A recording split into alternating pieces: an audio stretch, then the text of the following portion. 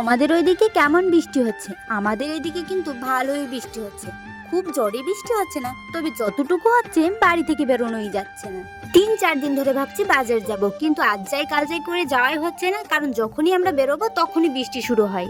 Last অব্দি তো বাজারে চলেই আসলাম আমি, বাবা আর দিদি।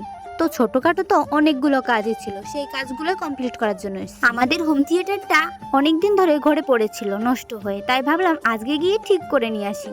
তারপর আমরা চলে গেলাম পুঁতির দোকানে, কারণ মোটুক বানাতে বানাতে আমার কিছু পুঁতি কম পড়ে গেছিল, তাই ভাবলাম আজকে যখন বাজারে যাচ্ছি তাহলে পুঁতিগুলো কিনেই নেওয়া যাক না কেন। জানো তো আমি দুটো মোটুক বানিয়েছি, তো সেখানে এই পাথরগুলো লাগাতে হবে। তোমরা যদি মোটুক বানানো ভিডিও দেখতে চাও তো অবশ্যই আমাকে কমেন্ট করতে পারো, আমি সেই ভিডিওটাও তোমাদের সঙ্গে শেয়ার করব। তারপর আমরা ওই দোকান থেকে বেরিয়ে আসলাম, তারপর চলে গেলাম স্বর্ণকারের দোকানে, কারণ ওখানেও আমাদের কিছু কাজ বাকি আছে, কিন্তু দোকানটাই না অনেক ভিড় ছিল। তাই তো আমি, দিদি আর বাবা দাঁড়িয়ে দাঁড়িয়ে গল্প করছিলাম আর ভিডিও করছিলাম। এই সোনার দোকানে অনেক সিটি গোল্ডের জিনিস ছিল, যেগুলো দেখতে বেশ সোনার মতনই লাগছিল। আমার তো বেশ 2-3টে গলার সেট পছন্দই হয়ে গেছিল, কিন্তু কিনবো না। আমি তো দিদিকে বলছিলাম এত সোনার জিনিস বানিয়ে লোকে কি করে, সেই তো লোকারেই রেখে দেয়, ওর থেকে সিটি গোল্ড কিনে নিয়ে কেন পড়লে হয় না। এদিকে ওদিকে দেখতে গিয়ে এই ছোট্ট থালা গ্লাসের দিকে চোখ পড়লো, তো দেখতে কিন্তু সেই লাগছে। এর মাঝে দিদি বলছে তোর যখন ছেলে মেয়ে হবে তখন তোর ছেলে মেয়েকে এইগুলো গিফট করব। তখন আমি বললাম তাহলে তুই এখনই কিনে রাখ, না হলে কেউ তো কিনে নিয়ে চলে যাবে। তো এই ব্যাপারটা নিয়েই আমরা অনেকক্ষণ ধরে গল্প করছিলাম। মাঝে মধ্যেই আমরা এই দোকানটায় আসি, কিন্তু এত ভিড় আমি কখনো দেখিনি আজকে যতটা ভিড় ছিল।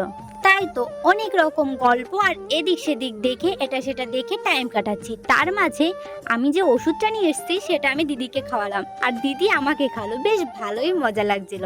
ওখানকার লোকগুলো দেখে ভাবছে বাবা 2 বোনের কি মিল, কিন্তু জানো তো আমরা 2 দিন আগেও কথা বলা বন্ধ করে দিয়েছিলাম, 2 দিন কথা বলিনি, তারপর আবার মিল হয়েছে।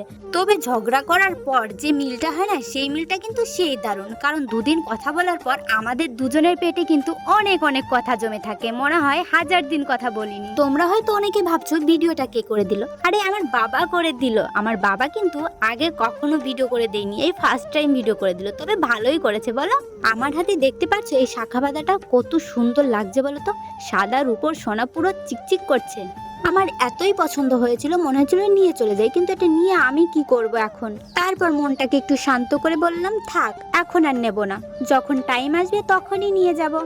তারপর আমি তো রেখে আসলাম, আমার দিদিকে বলছিলাম ভাল লাগছে না, দিদিরও বেশ পছন্দ হয়েছিল। ওদিকে আমার বাবা বসে গল্প করছে, দেখো এখনো কিন্তু ভিড় আছে, কিন্তু আমাদের কাজটা সেরে আমরা তাড়াতাড়ি চলে গেলাম একটা ময়ূরের দোকানে, কারণ আমার দিদি বলছিল ময়ূর কিনবে।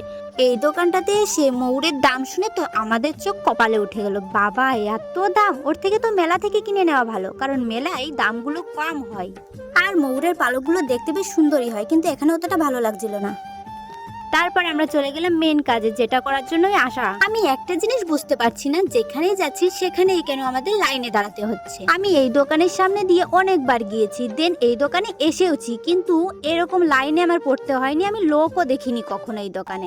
যাই হোক কি আর করার, তো যে কাজে এই দোকানে এসেছি, এই চিঠিগুলো ছাপাতে দিয়ে গেছি 1 সপ্তাহ আগে, কিন্তু এই বৃষ্টির কারণে আসতে পারিনি, যার জন্য নিতেও পারছি না। তো আজকে চলেই আসলাম। এই লাল কালারের চিঠিগুলোই আমরা নিতে এসেছি। তো চিঠি দেখে তোমরা কি বুঝতে পারছো, বিয়ে খুব জলদি চলে আসছে, তাই তো বেশি দেরি না করে চিঠিগুলো নিতে আসলাম। দেখেছো তো ওইভাবেই নিয়ে চলে যাচ্ছিলাম, তারপরে আবার একটা কেরিতে দিল, তারপর সেই কেরিটাতে করে নিয়ে আসলাম। বাজারে কিন্তু তেমন কোনো কাজ ছিল না, কিন্তু ওই যে এটা সেটা করতে করতে অনেকটা দেরি হয়ে গেছিল, তারপর আমরা ওটা নিয়ে বাড়ির জন্য চলে আসলাম, আর কোথাও দাঁড়াইনি। তাও বাড়িতে এসে ভাবছি এটা বাকি ছিল ওটা বাকি ছিল। ওই দেখো বাবা বাইরে বসে আছে, তারপর আমি আর দিদি বাইরে বেরিয়ে আসলাম। তারপর বাবাকে বললাম চলো কাজ শেষ, এবার বাড়ি যাওয়া যাক। দেখতে দেখতে অনেকটা রাতও হয়ে গেছিল। তো ভিডিওটা এই পর্যন্তই, সবাই ভালো থেকো, সুস্থ থেকো, বাই।